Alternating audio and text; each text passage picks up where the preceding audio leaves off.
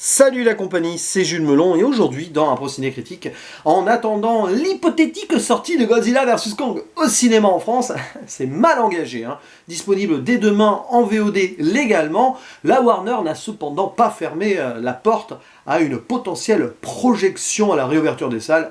Tu parles, j'y crois moyen. Je ne sais pas si j'attendrai du coup, mais peu importe, en attendant justement, poursuivons cette rétrospective King Kong que j'avais entamée l'année dernière en parlant de la version 1933, mais surtout repris il y a 2 semaines en causant du film sorti en 1976, et que j'ai poursuivi la semaine dernière en évoquant le merveilleux long métrage de Peter Jackson. Il était donc temps ici de parler tout simplement de ce Kong Skull Island sorti en 2017, appartenant au Monsterverse, qui avait débuté 3 ans auparavant avec le Godzilla de Gareth Edwards, et qui s'est poursuivi depuis avec Godzilla 2, en attendant Godzilla vs Kong donc.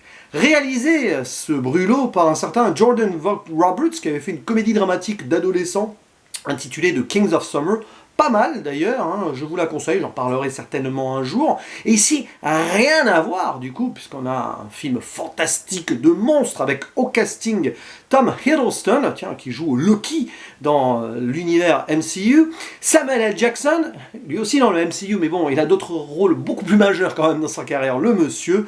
Brie Larson est là, Captain Marvel du MCU, décidément, c'est pas mal tout ça. Est-ce qu'il y a des connexions MCU, Monsterverse? Non, pas du tout, c'est du hasard. Il y a également John Goodman et Toby Kebbell, pour ne citer que ceux-ci, il y en a d'autres, mais bon, voilà.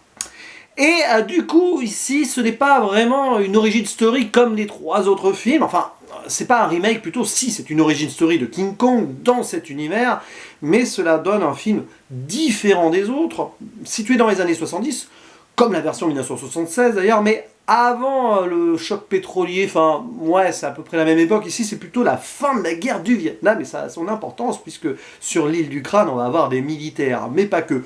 Pour faire simple, le projet Monarque, mené donc par le personnage de John Goodman, réussit à obtenir la possibilité, grâce à un sénateur américain, mais c'est vraiment leur dernière chance, d'aller sur une île avec un programme d'observation satellitaire, afin, non pas de cartographier cette île nouvelle et inconnue, c'est ce qui était prévu à la base, mais en fait pour y voir peut-être des monstres ancestraux qui seraient enfouis sous celle-ci, parce que c'est en gros une sorte de passage avec la Terre creuse, oui, théorie de la Terre creuse, etc. Et donc, observer, ou plus si affinité. Et forcément, pour réussir cette mission, on doit s'entourer de militaires, je l'ai dit, qui sont, pour certains, pour l'un d'entre eux, celui qui est joué par Samuel L. Jackson, déçus de la fin de la guerre. C'est vraiment, voilà, le Vietnam, ils s'en vont. Lui, il a envie de poursuivre parce que, en fait, il ne sait pas quoi faire d'autre, on ne sait pas trop. Donc des militaires, une photographe de guerre, mais pas vraiment, plutôt une photographe anti-guerre, jouée par Brie Larson, et un capitaine mercenaire, joué par Tom Hiddleston, qui est là pour s'assurer que, voilà, dans la jungle, ça se passe bien. Et une fois sur place, ils y arrivent en gros hélico en mode Apocalypse Now. Ouais, c'est à peu près l'époque, quelque part. D'ailleurs, anecdote, le personnage de Tom Hiddleston s'appelle Conrad. Alors pas Joseph Conrad, celui qui a écrit Heart of Darkness, qui a inspiré Apocalypse Now, mais plutôt James Conrad. Voilà, non mais il doit y avoir un lien, c'est sûr. Bon, un petit clin d'œil, je pense. Bref, tout ce beau monde se retrouve parachutés, ils atterrissent avec leurs gros hélicos de guerre sur place, et King Kong est très très vite révélé à leurs yeux. Il n'est pas content. Pourquoi? Parce qu'il défend son territoire, il est chez lui là, et de voir tous ces insectes tourner autour de lui, enfin les hélicos, hop, ça le met en colère. Sauf que voilà, les militaires survivants, dont le méchant, parce que c'est un peu ça, le méchant colonel, c'est ça, c'est le colonel Preston Packard, joué par Samuel L. Jackson, donc il veut se venger, voilà, il a eu des hommes tués, donc nous sommes des combattants, nous devons protéger les gens du danger, même s'ils sont sur une île très très très loin. Mais bref, voilà. Et pendant ce temps, le capitaine Conrad, la photographe vont faire ami-ami et se rendre compte sur place, grâce à des gens qui sont sur cette île, dont un qu'on voit au début dans la scène d'intro et qui a passé des années, bref, perdu en mode Robinson, on se rend compte que King Kong n'est pas là pour faire du mal, au contraire, il protège la population et peut-être même le monde de méchants lézards mutants géants nommés les Skullcrawlers, qui pourraient être des menaces bien plus grandes, voilà.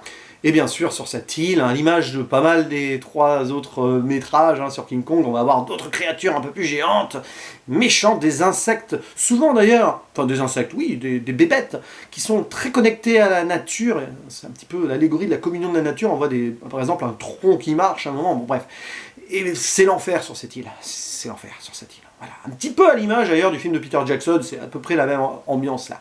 Et c'est très stylisé avec beaucoup de belles photographies, des couchers de soleil, la référence perpétuelle à Apocalypse Now, etc. etc. Et c'est un bon divertissement. Quand je l'avais vu la première fois, j'avais apprécié sans plus quand même, il y a des défauts, mais ça passe super bien dans les bastons de monstres, le bestiaire qui nous est présenté. Là c'est pareil, mais oui, il y a des défauts. Le problème, c'est sur les personnages. En soi, ils sont pas très développés, tout simplement. Les êtres humains ne sont que des joujoux pour les monstres dans ce film. Alors évidemment, ils ont tous leur personnalité.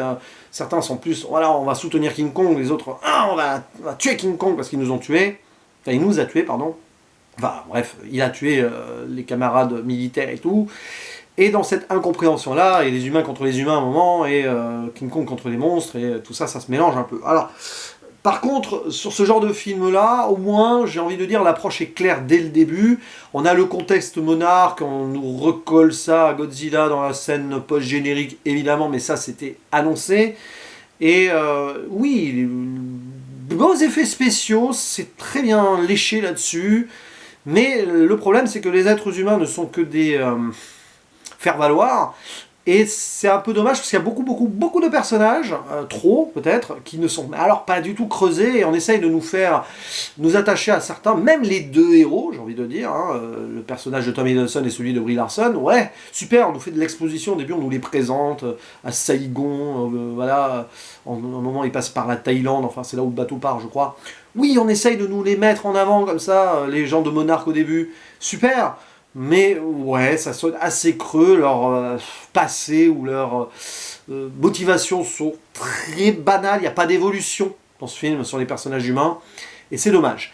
À un moment, le film essaye aussi de nous faire un clin d'œil sur les King Kong précédents, pas les Godzilla précédents, mais les King Kong précédents, en nous faisant mariner un potentiel relationnel entre la bête et la belle, donc ici jouée par Brie Larson, sur 2-3 scènes, mais c'est vraiment de l'ordre du clin d'œil, et j'ai envie de dire, tant mieux qu'on ne nous ait pas ressorti une sorte de romance, etc., même si ici la photographe apaise King Kong, ouais, voilà, c'est juste ici un petit manque de subtilité, mais au moins, on va pas chercher à faire du plagiat ou de la copie pure, dans une ambiance qui est certes comparable aux 3 précédents, mais différente, voilà, ici, il y a quand même une autre finalité. Donc, en soi, le film a sa personnalité propre, sur ce plan-là. Mais après, il est très cahier des charges, film blockbuster, etc.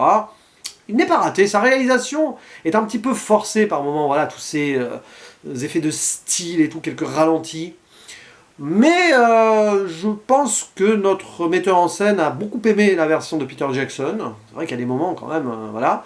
Et puis des films de guerre, donc comme Apocalypse Now, je le répète pour la 3e fois, mais on voit que c'est une influence mais ultime dans le film, et donc fatalement, ça ressort par tous les pores. Voilà, donc non, c'est un film correct, je pense qu'il a été quand même assez mésestimé, pour des raisons que je peux comprendre, c'est vrai que c'est assez creux sur le développement autour de King Kong, mais je trouve que ça se cale bien dans le Monsterverse, et qu'il ne fait pas tâche comparé aux 2 autres Godzilla. Je pense que le Godzilla de Gareth Edwards est meilleur, mais que ce film est meilleur que Godzilla 2.